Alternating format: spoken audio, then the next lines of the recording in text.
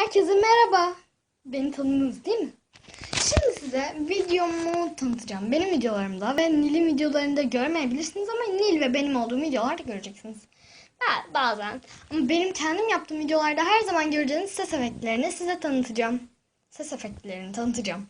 Evet, öncelikle şu anda duyduğunuz alkış sesi.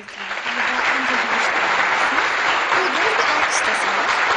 Bir de o böyle her girişte ve çıkışta çalacak.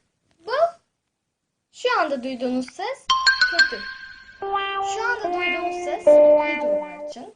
Şu anda duyduğunuz ses şaşkın durumlar için. Şu anda duyduğunuz ses de üzgün durumlar için. Ve birazdan duyacağınız ses de oyuncak, yani genelde çizgi filmlerde duyduğunuz, yani böyle efekt işte. Şu anda duyduğunuz ses de çizgi filmlerde duyduğunuz ses. Evet, umarım videomu beğenirsiniz. Görüşmek üzere. Bu arada benim kendi kanalıma da abone olmayı unutmayın. Zeynep'in